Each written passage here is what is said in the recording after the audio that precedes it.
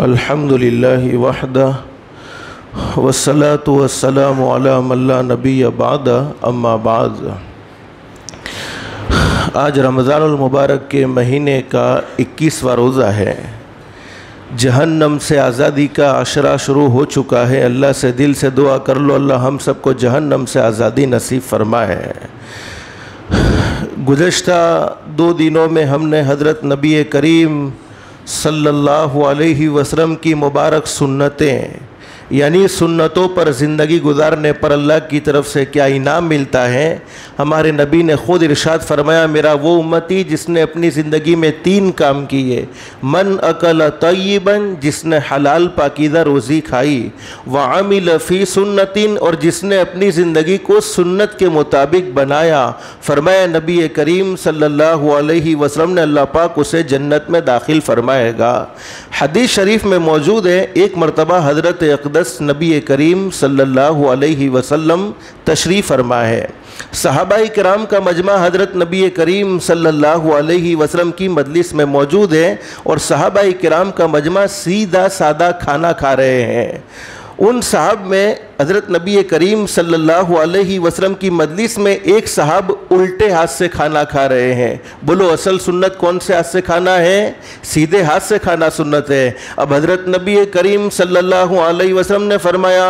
اللہ کے بندے، اللہ کی نعمتیں کھا رہے ہو، سیدھے ہاتھ سے کھاؤ، اس لیے کہ سیدھے ہاتھ سے کھانا یہ میرا طریقہ ہے، یہ میری سنت ہے، اور جس نے میری سنت سے محبت کی، من احب سنتی فقد احبنی، اس نے مجھ سے محبت کی، اور جس نے مجھ سے محبت کی وہ جنت میں میرا ساتھی ہوگا۔ لیکن حدیث شریف میں لکھا ہے کہ جو صاحب الٹے ہاتھ سے کھا رہے تھے ان کے دل میں گھمنڈ تھا، تکبر تھا، سوچنے لگے کہ سب کے سامنے نبی کی بات کو مان لوں گا تو میں چھوٹا ہو جاؤں گا۔ میں آپ سے پوچھتا ہوں کہ نبی کی بات کو ماننے میں عزت تھی یا ذلت تھی؟ لیکن وہ اپنی ذلت سمجھتے ہیں کہ سب کے سامنے نبی کی بات کو مان لیا تو میں چھوٹا ہو جاؤں گا۔ گھمنڈ اور تکبر کی وجہ سے حضرت نبی کریم صلی اللہ علیہ وسلم سے فرما دیا،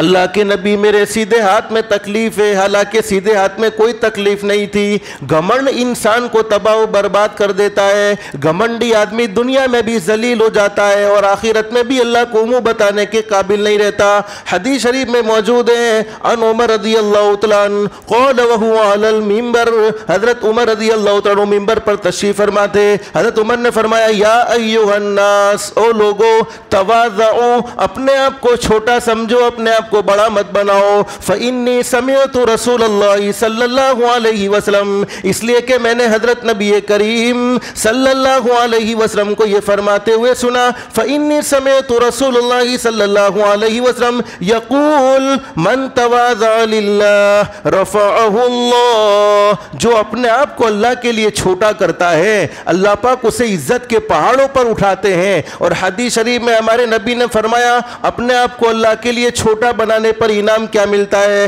حقیقت یہ ہوتی ہے، فَهُوَ فِي نَفْسِهِ صَغِيرٌ، وہ اپنے آپ کو اپنے دل میں تو بہت چھوٹا سمجھتا ہے، وَفِي أَعْيُنِ النَّاسِ عَظِيمٌ، لیکن لوگوں میں وہ بہت بڑا آدمی شمار ہونے لگتا ہے۔ پھر حضرت عمر رضی اللہ عنہ نے فرمایا، نبی کریم صلی اللہ علیہ وسلم نے ارشاد فرمایا، وَمَن تَكَبَّرَ، جس نے گھمنڈ کیا، جس نے عقل بتلائی، حدیث شریف میں فرمایا، وَضَعَهُ اللَّهُ، اللہ اسے گرا دیتے ہیں، اور نتیجہ کیا ہوتا ہے؟ فَهُوَ فِي أَعْيُنِ النَّاسِ صَغِيرٌ، لوگوں کی نظر میں تو وہ چھوٹا ہے، اگرچہ اپنے آپ کو وہ بہت بڑا سمجھتے ہو۔ اور حدیث شریف میں فرمایا حضرت نبی کریم صلی اللہ علیہ وسلم نے، اللہ پاک گھمنڈی آدمی کو حَتَّى لَهُوَ أَهْوَنُ عَلَيْهِمْ مِنْ كَلْبٍ أَوْ خِنْزِيرٍ أَوْ كَمَا قَالَ النَّبِيُّ صلی اللہ علیہ وسلم، حدیث شریف میں ہمارے نبی نے فرمایا، گھمنڈی آدمی لوگوں میں ایسا ذلیل ہو جاتا ہے جیسا کہ کتے اور خنزیر کو تم ذلیل سمجھتے ہو۔ اللہ ہم سب کی تکبر سے حفاظت فرمائے۔ لیکن اب سوال یہ ہے کہ تکبر کہتے کس کو ہے، گھمنڈ کہتے کس کو ہے؟ حضرت عبداللہ ابن مسعود رضی اللہ عنہ فرماتے ہیں، نبی کریم صلی اللہ علیہ وسلم نے ارشاد فرمایا، وہ شخص جنت میں داخل نہ ہوگا جس کے دل میں ایک رائے کے دانے کے برابر تکبر ہو۔ پھر ہمارے نبی حضرت محمد رسول اللہ صلی اللہ علیہ وسلم سے ایک آدمی نے پوچھا، اللہ کے نبی کبھی کبھی ہم اچھا کپڑا پہنتے ہیں تو دل خوش خوش ہوتا ہے، اچھے اچھے جوتے پہنتے ہیں تو دل خوش ہوتا ہے، اچھی ٹوپی پہنتے ہیں تو دل خوش ہوتا ہے، تو کیا یہ گھمنڈ میں داخل تو نہیں؟ ہمارے نبی نے فرمایا اللہ رب العالمین جمیل ہے اور اپنے بندے پر جمال کو پسند فرماتے ہیں، یعنی اچھے کپڑے پہننا، اچھی ٹوپی پہننا، وی آئی پی گھر میں رہنا، وی آئی پی گاڑیوں میں گھومنا، وی آئی پی چیزوں کا استعمال کرنا،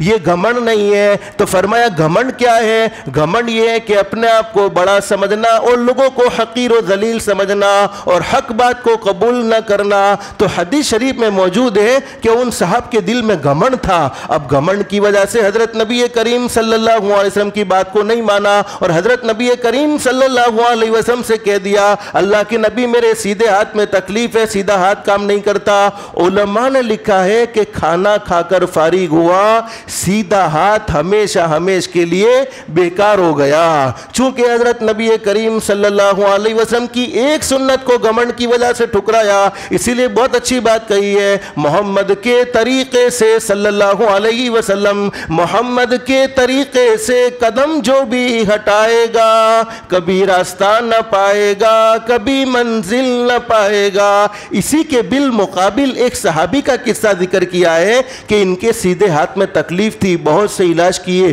طبیبوں کو بتایا، حکیموں کو بتایا، علاج کرنے والوں کو بتایا، لیکن کوئی فائدہ نہ ہوا، سیدھا ہاتھ کام بالکل بھی نہیں کرتا تھا۔ ایک مرتبہ پریشان ہو کر حضرت نبی کریم صلی اللہ علیہ وسلم کی خدمت میں آ گئے۔ حضرت نبی کریم صلی اللہ علیہ وسلم کی خدمت میں صحابہ کرام کھجوریں کھا رہے ہیں، اب وہ صحابی بھی آ گئے، وہ صحابی جن کے سیدھے ہاتھ میں تکلیف تھی وہ بھی آ گئے اور وہ بھی کھجوریں کھانے میں شامل ہو گئے، لیکن وہ کھجوریں سیدھے ہاتھ سے نہیں کھاتے، الٹے ہاتھ سے کھا رہے۔ کیوں الٹے ہاتھ سے کھا رہے ہیں؟ اس لیے کہ ان کے سیدھے ہاتھ میں آلریڈی پہلے سے تکلیف ہے۔ حضرت نبی کریم صلی اللہ علیہ وسلم نے وہ صحابی کو الٹے ہاتھ سے کھجوریں کھاتے ہوئے دیکھ کر فرمایا اللہ کے بندے اللہ کی نعمتوں کو کھا رہے ہو، سیدھے ہاتھ سے کھاؤ، اس لیے کہ سیدھے ہاتھ سے کھانا یہ میرا طریقہ ہے، یہ میری سنت ہے، اور جس نے میری سنت سے محبت کی اس نے مجھ سے محبت کی، اور جس نے مجھ سے محبت کی وہ جنت میں میرا ساتھی ہوگا۔ اب صحابی کو چاہیے تھا کہ اللہ کے نبی کے سامنے عذر پیش کر دیتے، اللہ کے نبی کو کہہ دیتے اللہ کے نبی میرے سیدھے ہاتھ میں تکلیف ہے، سیدھا ہاتھ کام نہیں کرتا، اس وجہ سے میں الٹے ہاتھ سے کھا رہا ہوں، لیکن حدیث شریف میں لکھا ہے صحابی نے عذر پیش نہیں کیا، بلکہ اپنے ہاتھ کو مخاطب کر کے فرمایا کہ اے ہاتھ تو طبیبوں سے نہیں مانا، اے ہاتھ تو حکیموں سے نہیں مانا، اے ہاتھ تو علاج کرنے والوں سے نہیں مانا، اے ہاتھ تو مجھ سے نہیں مانا، اب تو تجھے نبی کریم صلی اللہ علیہ وسلم کی مجلس میں لا کر رکھا ہے، نبی کی بات تو تجھے ماننی ہی پڑے گی۔ یوں کہہ کر ہاتھ کو ایک جھٹکا دیا، علماء نے لکھا کہ سیدھا ہاتھ درست ہو گیا اور چلنے لگا۔ اب کھجوریں سیدھے ہاتھ سے کھانا شروع کر دیا، کھجوریں کھا کر فارغ ہوئے، حضرت نبی کریم صلی اللہ علیہ وسلم کے قریب آئے اور فرمایا اللہ کے نبی آپ کے سامنے بیٹھ کر آپ کی مخالفت کرنا مقصود نہیں تھا، آپ کے دل کو ناراض کرنا مقصود نہیں تھا، حقیقت حال یہ کہ میرے سیدھے ہاتھ میں تکلیف تھی، سیدھا ہاتھ کام نہیں کرتا تھا، بہت سے علاج کیے، طبیبوں کو بتایا، حکیموں کو بتایا، لیکن کوئی فائدہ نہ ہوا، سوچا کہ آپ کی خدمت میں چلا جاؤں، آپ کوئی نسخہ بتلا دیں، مجھے شفا مل جائے۔ الحمدللہ اتباع سنت کے جذبے نے مجھے شفا نصیب فرما دی۔ علماء نے دونوں نتیجے نکالے، جو لوگ اپنی زندگی کو حضرت نبی کریم صلی اللہ علیہ وسلم کی سنتوں کے مطابق گزارتے ہیں اللہ ان سے بڑی بڑی بیماریوں کو دور رکھتے ہیں، بڑی بڑی بیماریوں سے محفوظ رکھتے ہیں، اور اگر بیماری لگ بھی جائے اور سنت کے مطابق زندگی گزارنے کا اہتمام کرنا شروع کر دیتے ہیں تو اللہ پاک اپنے فضل و کرم سے شفا نصیب فرما دیتے ہیں۔ اسی لیے بہت اچھی بات کہی ہے حضرت قاری صدیق صاحب باندوی نے، نبی پاک کی سنت پہ جو عامل نہیں ہوتا، نبی پاک کی سنت پہ جو عامل نہیں ہوتا، وہ کچھ بھی کر رہا ہو کچھ اسے حاصل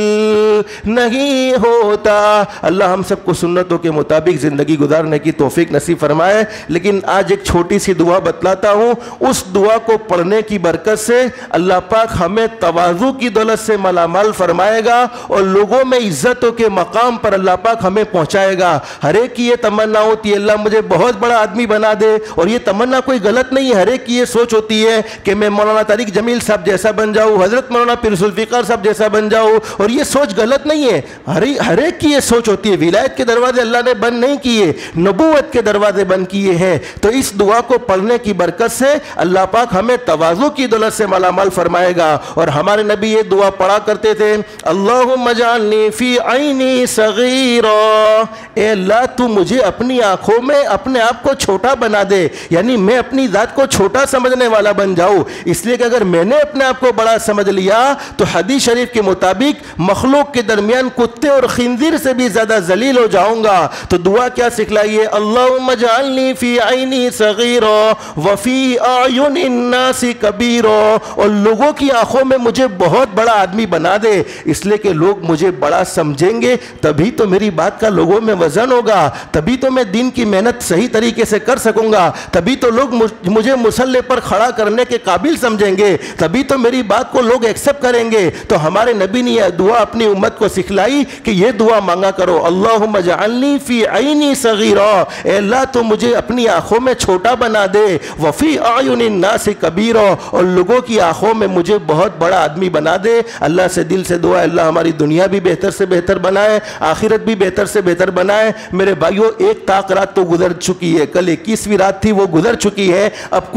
کچھ راتیں باقی رہ چکی ہے، طاق راتیں جس میں شب قدر کو تلاش کرنے کو کہا ہے، 23ویں رات ہے، 25ویں رات ہے، 27ویں رات ہے، 29ویں رات ہے، تو جتنے دن باقی اللہ سے دل سے دعا کر لو اللہ ہم سب کو قدردانی کی توفیق نصیب فرمائے، اللہ کے احکام کے مطابق حضرت نبی کریم صلی اللہ علیہ وسلم کے طریقے کے مطابق زندگی گزارنے کی توفیق و سعادت نصیب فرمائے، اللہ ہم سب کو کہنے سننے سے زیادہ اخلاص، استخلاص اور استقامت کے ساتھ عمل کی توفیق نصیب فرمائے، آمین یا رب العالمین، وآخر دعوانا ان الحمد للہ رب العالمین۔